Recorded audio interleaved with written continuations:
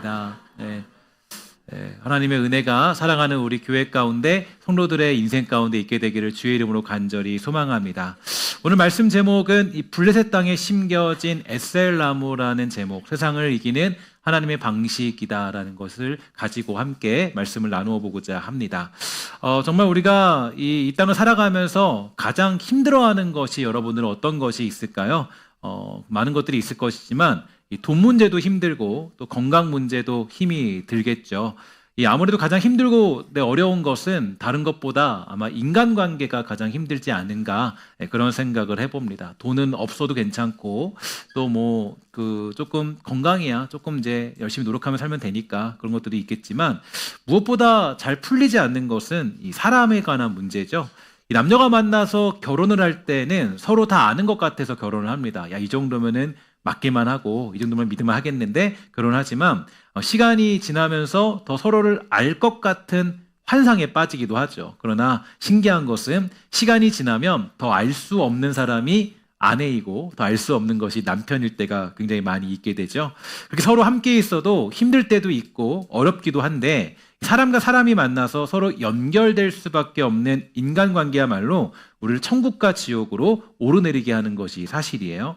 의학적으로 면역 반응에는 두 가지 반응이 있다고 얘기합니다. 하나는 이물질을 인식하는 것이고요. 또 하나는 거부와 공격을 통해서 몸에 침투한 이물질을 제거하는 것이라고 얘기하죠. 근데 우리가 흔히 그렇게 말하는 알레르기는 이물질 그 자체 때문이 아니라 우리 몸이 과도하게 반응해서 무해한 꽃가루나 이 음식을 없애야 될 위험한 적으로 잘못 인식하는데 고통이 시작된다라고 이야기합니다. 이것을 의학용어로 감작이라고 하는데 일단 감작이라는 게 발생을 하면 증상은 눈덩이처럼 불어나서 나중에는 걷잡을 수 없는 고통을 겪는다고 이야기하죠.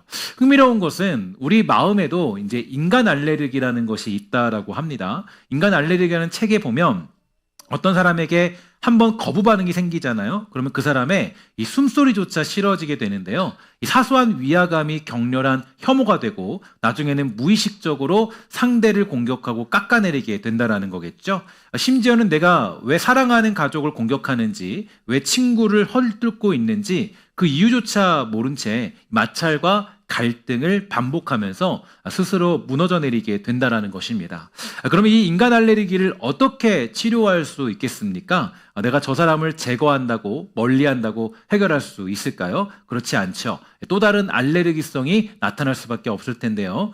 이 문제는 오직 십자가의 사랑 안에서 우리의 눈이 재정립될 때만 해결될 수 있는 것입니다. 모든 관계를 내 힘으로 통제하려는 시도를 멈추고 주님의 품 안에 맡기는 믿음이 있을 때 비로소 회복이 시작될 수 있다라는 것입니다. 오늘 혹시 이 자리에 이러한 문제들로 고통받는 사람들이 있을까요? 누군가 그럽니다. 이렇게 얘기하는데요.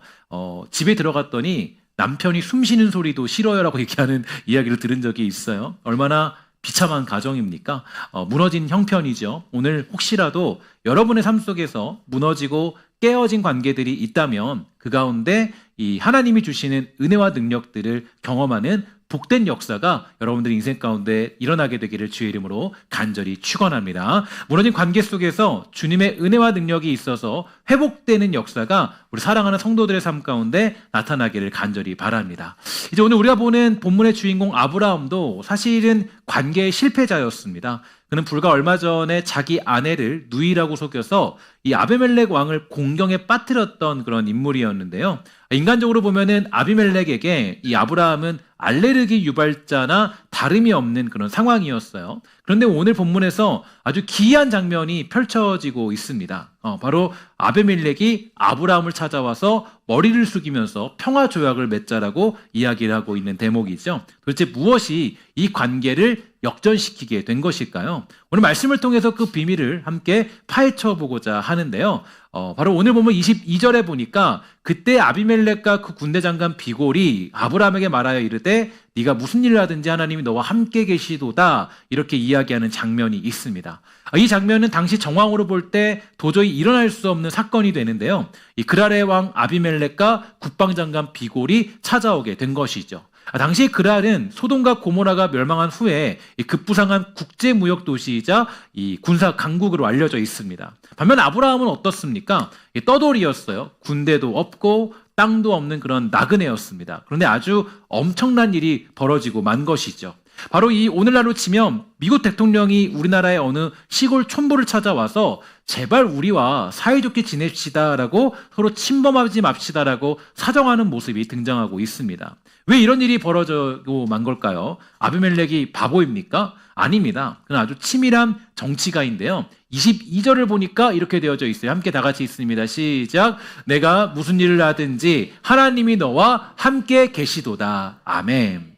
바로 이것이 중요한데요. 이 말은 그냥 좋은 말을 해주는 것이 아니라 그는 아브라함의 일거수일투족을 면밀하게 분석하고 확인하게 된 것이죠. 그런데 그렇게 살펴보니까 매우 놀라운 결과가 나왔어요. 바로 아브라함의 인생은 그냥 평범한 인생이 아니다라는 사실을 깨닫게 되었습니다.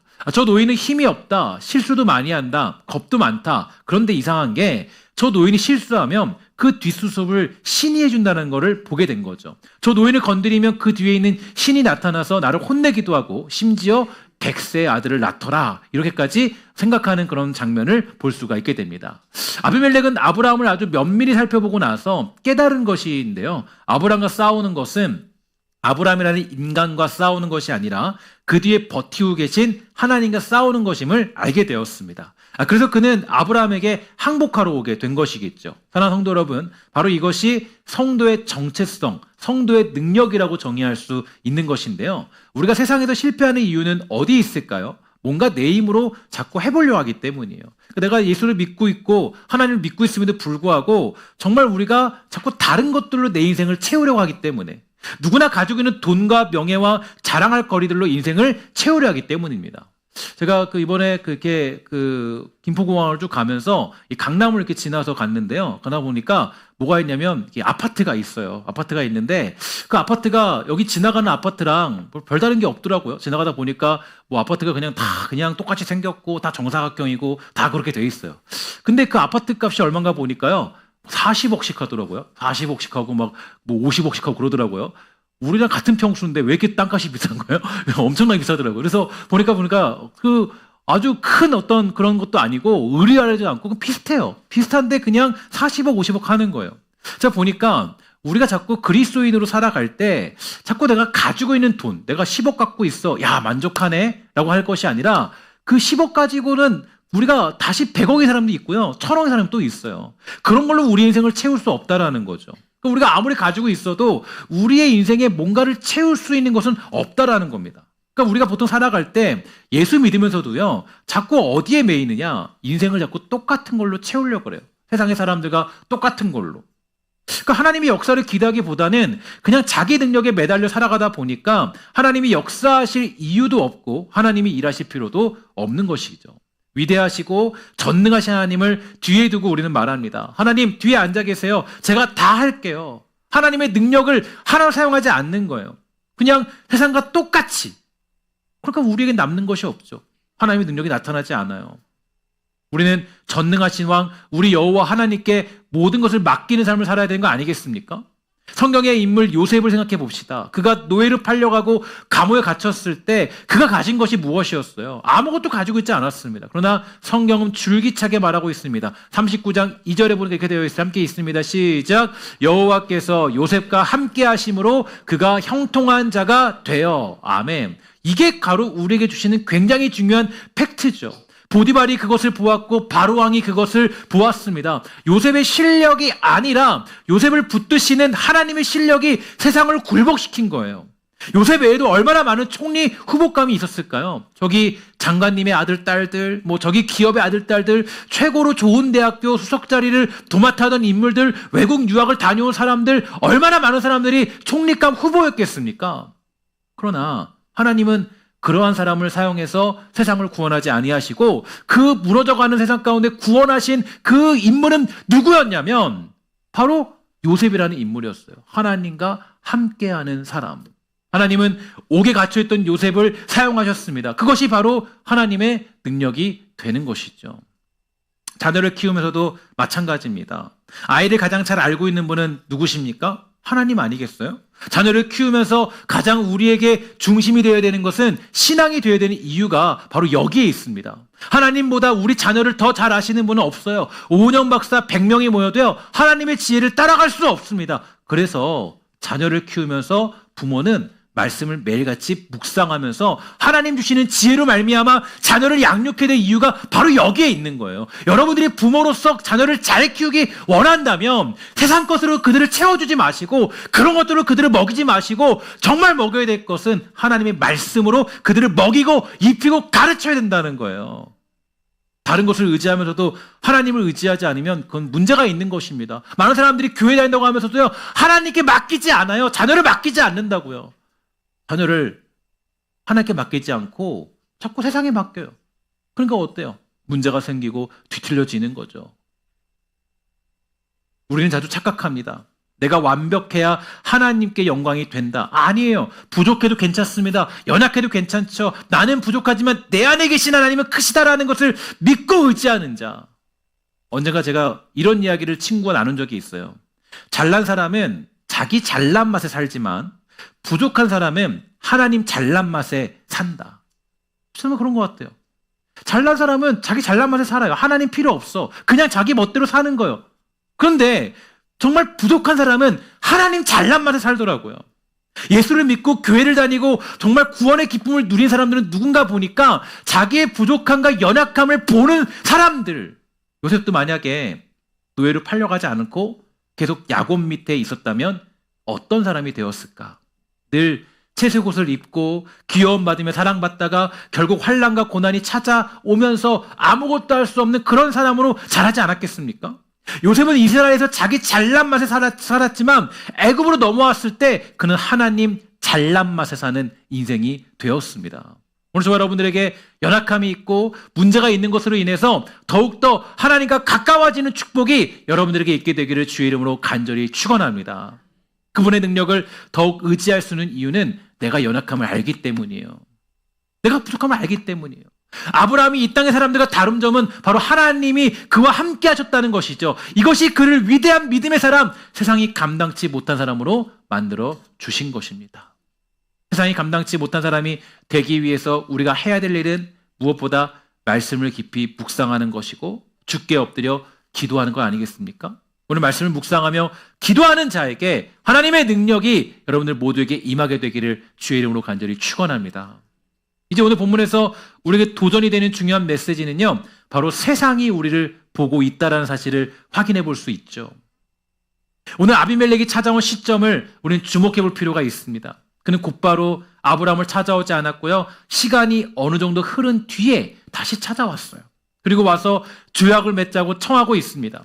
이 말은 결국 세상 사람들도 만만치 않다라는 걸 보여주고 있는데요, 아주 잠깐 빛을 발했던 아브라함에게 주목하지 않았고 일상생활에서 평소에 세월을 살아가던 아브라함을 지켜본 것입니다. 그것을 목격하고 있던 아비멜렉은 바로 아브라함을 칭송하며 그와 함께를 원했어요. 그렇기 때문에 우리 신성교회는 사실 저보다 여러분들이 더 큰 사명을 가지고 있다는 것을 기억해야 됩니다.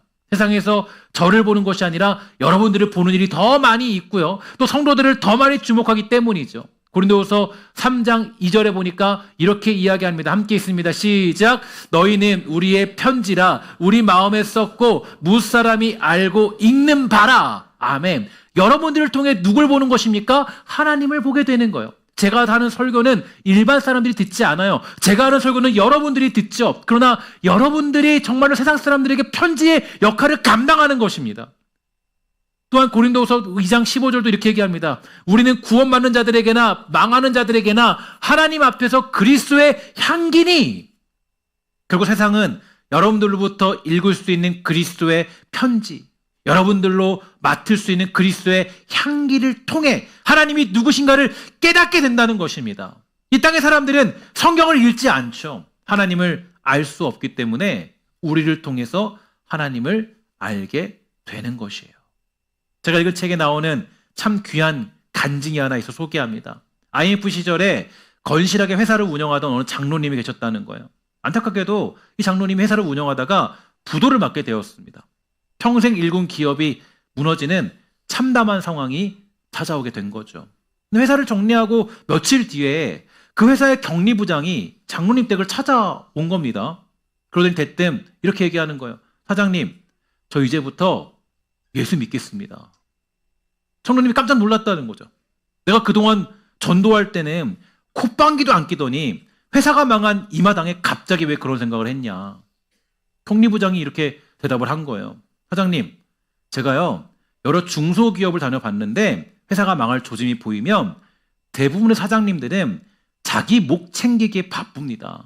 회사 돈을 빼돌려서 야반도주하거나 직원들 퇴직금 떼먹는 게 다반사예요. 그런데 사장님은 달랐어요. 그 와중에도 직원들 퇴직금 다 챙겨주려고 동분서주하시고 거래처 빚 갚으려고 마지막까지 정직하게 장부 정리하고 문 닫는 모습을 보면서 제가 충격을 받았습니다. 아, 저분이 믿는 하나님은 진짜구나.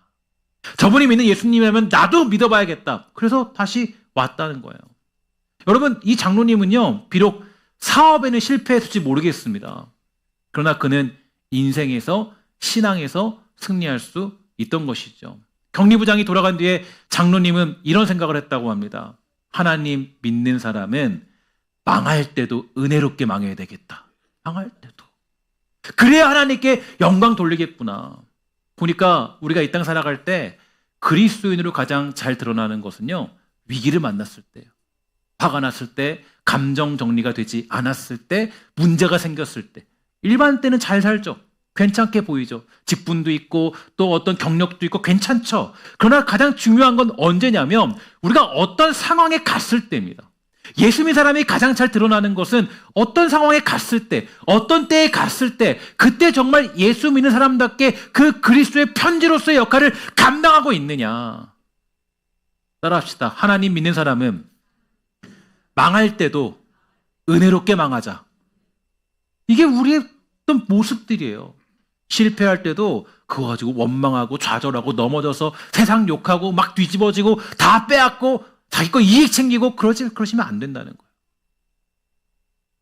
또 하나의 예가 있습니다. 1963년 마틴 루터 킹 목사님이 워싱턴 기념탑 광장에 섰을 때죠. 수십만 명의 흑인들이 모였습니다. 당시 흑인들은 식당에서 물세례를 받고 버스에서도 차별받는 짐승 같은 대우를 받는 시절이었죠. 그들의 가슴에 분노가 가득했습니다. 그때 킹 목사님이 거기서 우리가 당한 대로 갚아주자, 백악관을 점거하자고 외쳤다면 폭동이 일어났을 겁니다.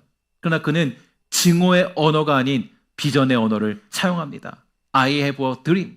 나에게는 꿈이 있습니다. 언젠가 노예의 아들들이 주인의 아들들과 형제처럼 한 식탁에 둘러앉는 꿈이 있습니다. 내 자녀가 피부색이 아니라 인격으로 평가받는 날이 올 것을 저는 믿고 있습니다.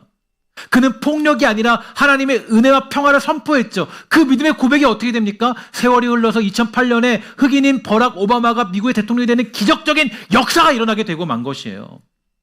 이게 성도의 방식이죠. 세상은 힘에는 힘으로, 이에는 이로 갚으려고 합니다. 인간 알레르기 반응처럼 상대를 공격하고 제거하라고 하죠. 그러나 하나님이 함께하는 사람은 달라요. 원수 같은 아비멜렉을 축복하고 그와 평화 조약을 맺습니다. 23절을 보니까 그런즉 너는 나와 내 아들과 내 손자에게 거짓 대행하지 아니하기를 이제 여기서 하나님을 가리켜 내게 맹세하라. 내가 내게 후대한 대로 너도 나와 내가 명호는 이 땅에 행할 것이니라. 아브라함의 복이 3대에 걸쳐서 흐를 것을 이방인이 먼저 알아보게 된 겁니다. 오늘 여러분들에게 이런 믿음의 신앙의 가문의 축복이 이루어지게 되기를 주의 이름으로 간절히 부탁을 드리겠습니다. 제가 보니까 예수 믿는 사람의 가장 큰 축복은요, 나의 자녀가, 나의 손주가 예수 믿는 자리에 있는 거더라고요. 이게 정말 축복이더라고요. 재산 많이 물려주는 게 축복이 아니라 나의 자녀가, 나의 손주가, 나의 손자가, 손녀가 예수 믿는 자리에 있는 거, 그게 축복이더라고요. 여러분, 그런 축복이 여러분들에게 이루어지게 되기를 주의 이름으로 간절히 축원합니다. 여러분이 정말 자녀가 잘 되기를 원하십니까? 자녀에게 재산 물려주려고 애쓰지 마십시오. 재산은 있다가도 없는 것입니다. 부모인 여러분이 하나님과 동행하는 모습을 보여주세요. 야, 내가 기억하는 우리 할머니, 우리 할아버지, 그분들은 정말 예수 믿는 사람이었지. 근데 어떤 데 보면요, 야, 내가 우리 할머니처럼 예수 믿으면 나 교회 안 간다. 그죠? 그러면 어때요? 또 명절 되면 항상 부담되는 얘기 있죠? 우리 어머니 권사님이래, 그죠? 왠지 권사님들은 왠지 뭔가 강해 보이고, 그죠? 시어머니 왠지 좀 강해 보이고, 이미지가 아쉬워요. 우리 엄마만, 우리 시어머니 만나면 너무 행복해. 그래야 될 텐데, 그죠? 세상이 부모님을 보고 당신을 보니까 하나님이 계신 거 맞습니다라고 인정할 때 그 영광이 자녀와 손자들에게까지 흘러가게 되는 것입니다. 이제 말씀을 맺습니다. 모든 조약을 마치고 우물 문제를 해결한 뒤에 아브라함이 향한 행동이 오늘 설교의 결론인데요. 33절과 34절을 주목해 보십시오. 우리 함께 다 같이 읽어보도록 하겠습니다. 시작. 아브라함은 브엘세바에 에셀나무를 심고 거기서 영원하신 여호와의 이름을 불렀으며 그가 블레셋 사람의 땅에서 여러 날을 지냈더라. 아멘. 이 구절이 가슴 먹먹한 감동으로 다가오게 됩니다. 이 에셀나무를 심은 곳이 어디냐면 블레셋 사람의 땅이다. 이 얘기는 뭐냐면 여전히 사나운 땅이다. 하나님은 우리를 천국으로 바로 데려가시지 아니하시고 거친 세상, 이리때가 우울거리는 블레셋 땅 한복판에 남겨두셨습니다. 마태복음 10장에서 예수님이 내가 너희를 보냄이 양을 이리 가운데로 보내가 같도다라고 하신 것처럼 그렇게 우리를 보내셨어요. 그럼 예수 믿으면 만사 형통하고 꽃길만 걷는 것이 아닙니다. 여전히 세상은 척박하고 관계는 힘들고 경제는 어려울 때가 있죠. 그런데 아브라함은 그 블레셋 땅 한복판에 에셀나무를 심습니다. 에셀나무는 사막의 상록수라고 얘기하는데요. 뿌리가 깊어서 물을 찾아내고 깃털 같은 입으로 수분을 뿜어내면서 사막의 나그네들에게 시원한 그늘을 제공하는 나무라고 얘기하죠. 무엇보다 수명이 길어서 1000년을 간다라고 이야기합니다. 아브라함은 당장의 문제 해결에 그치지 않고 먼 미래를 내다보면서 에셀나무를 심게 된 것이죠. 그리고 영원하신 하나님을 불렀습니다. 마태복음 10장 16절과 17절에 보니까 이렇게 얘기합니다. 함께 읽습니다. 시작. 보라, 내가 너희를 보냄이 양을 이리 가운데로 보낸가 같도다. 그러므로 너희는 뱀같이 지혜롭고 비둘같이 순결하라. 사람들을 삼가라. 그들이 너희를 공에 넘겨주겠고 그들의 회당에서 채찍질하리라. 아멘. 우리가 가는 길은 그런 것입니다. 이게 우리에게 주어진 길이에요. 블레셋 사람의 땅, 그 사나운 땅에 살아가는 것 피할 수 없는 길입니다. 어떤 사람들은 예수 믿으면 무조건 인생이 잘 풀릴 줄 알았대요. 속았다라고, 그러나 그것을 보면서 속았다라고 말하는 사람들도 있습니다. 하지만 우리는 예수를 믿고 살아가되 아주 사나운 곳에 살고 있음을 직시해야 됩니다. 아무리 사나운 곳에 살고 있어도 우리가 하나님만 붙잡고 하나님만 바라보면 여러분들 승리하는 인생이 되는 줄 믿습니다. 아무리 이 땅의 사람들과 부대끼며 일하고 여러 가지 문제에 부딪히지만 하나님을 바라본다면 우리는 승리하는 자리에 있는 줄 믿습니다. 아브라함은 한시도 방심할 수 없는 거친 땅에 살고 있지만 영원하신 하나님이 함께 하시기 때문에 그는 에셀나무와 같이 강인하게 살아갈 수 있던 것이겠죠. 오늘 저와 여러분들도요, 하나님만 바라봄으로 말미암아 정말 주어진 상황에서 강인한 에셀나무가 되기를 주의 이름으로 간절히 부탁을 드리겠습니다. 여러분의 상황이 있습니까? 문제가 있습니까? 무슨 일이 있다 할지라도 하나님이 함께하는 사실을 믿고 당당하게 살아가십시오. 저는 그 에셀나무를 심는 그 아브라함의 심정이 너무나 부러웠어요. 우리가 이 땅 살아갈 때 그렇게 사셔야 돼요. 예수 믿는 게 힘들고 어렵고 복잡하고 그것이 정말로 때로는 부담스럽고 고통스럽고 때로는 그것이 좀 힘든 일이라 할지라도 우리는 그 역할을 감당하는 자리에 가는 것입니다. 여러분을 통하여서 그리스도의 편지가 드러나게 되는 것이고 여러분을 통하여서 그리스도의 향기가 드러나는 거예요. 때로는 우리가 예수 믿으면서도요, 악취가 나는 사람들이 있어요. 예수 믿으면서도 그래요. 예수 믿으면 그리스도의 아름다운 향기가 드러나야 돼요. 근데 사실 거기서 말하는 그리스도의 향기는요, 어떤 향기냐? 그냥 향기가 아니라 사실은 사형수의 향기입니다. 죽음의 향기. 목이 잘렸을 때 나오는 그 피 비린내 나를 향기라고 얘기하는 거예요. 그러니까 우리가 어떤 향기를 품는 게 그냥 좋은 게 좋은 거다, 그냥 그리스도이니까 선하지 아름답지 이런 걸로가 아니라 우리가 정말 죽음의 길을 걷는 것 같은 그 땅에 있을 때, 거기서 정말로 그 죽음의 길을 각오하고 걸어가며 예수 믿는 자리에 있을 때, 때로는 손해를 엄청 많이 본다 할지라도, 때로는 내가 어떤 말도 안 되는 자리에 있다 할지라도 그 죽음의 길에 있을 때 그때 그리스도의 향기가 드러난다라고 성경은 얘기해주고 있다라는 것이죠. 여러분, 여러분의 인생에 지금 에셀나무를 심고 있습니까? 여러분이 에셀나무로서의 역할을 감당하고 계십니까? 사막의 오아시스 같은, 사막의 나무 같은 역할을 감당하고 있습니까? 여러분을 통하여서 예수가 누군지 드러나고 있습니까? 우리 교회를 통하여서, 여러분을 통하여서 하나님이 어떤 분이신가 드러나고 있습니까? 오늘 여러분들을 통하여서 하나님이 누구신지를 똑똑히 보는 기적이 여러분 삶 가운데 일어나게 되기를 주의 이름으로 간절히 부탁을 드리겠습니다.